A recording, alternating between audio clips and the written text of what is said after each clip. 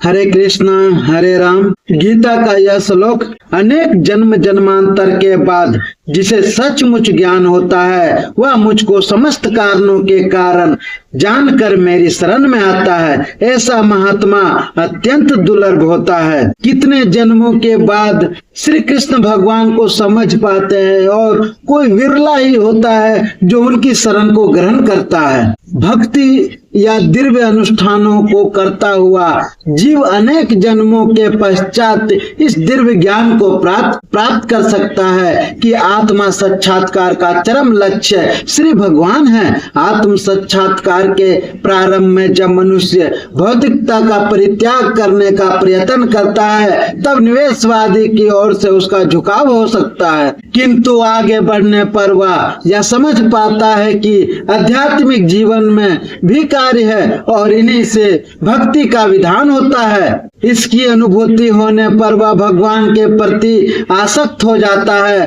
और उनकी शरण ग्रहण कर लेता है। इस अवसर पर वह समझ सकता है कि श्री कृष्ण की कृपा ही सर्वस्व है, वे ही सब कारणों के कारण है और यह जगत उनसे स्वतंत्र नहीं है। वह इस भौतिक जगत को आध्यात्मिक विविधताओं का विकृत प्रतिबिंब मानता है और अनुभव करता है कि प्रत्येक वस्तु का परमेश्वर कृष्ण से संबंध है। इस प्रकार वह प्रत्येक वस्तु को वासुदेव श्री कृष्ण से संबंधित समझता है। इस प्रकार की वासुदेवमयी व्यापक दृष्टि होने पर भगवान कृष्ण को परम लक्ष्य मानकर शरण गति प्राप्त होती है। ऐसा शरणागत महात्मा दुर्लभ है। इस श्लोक की सुंदर व्याख्या श्वेता स्वरूप निषाद में मिलती है। जीव के शरीर को बोलने की शक्ति, देखने की शक्ति, सुनने की शक्ति, सोचने की शक्ति ही प्रधान नहीं है। समस्त कार्यों का कार्य बिंदु तो यह जीवन है। इस प्रकार भगवान वासुदेव या भगवान कृष्ण के समस्त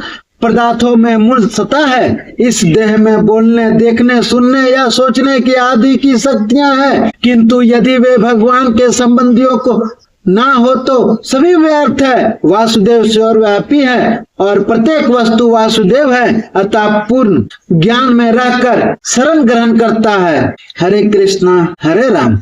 ये था गीता का श्लोक। श्री कृष्ण भगवान बताते हैं कि समस्त कारणों के कारण श्री कृष्ण भगवान हैं। बहुत ही विरला होता है जो कितने जन्मों के बाद श्री कृष्ण भगवान को समझ पाते हैं और उनके शरण में जा पाते हैं। बहुत जन्म लग जाते हैं और समझने में कि मुझे जीवन का मुक्ति का द्वार एक श्री कृष्ण भगवान ही है। उनके शरण में जाने के बाद ही इस संसार से आप मुक्ति पा सकते हैं। हरे कृष्णा हरे राम।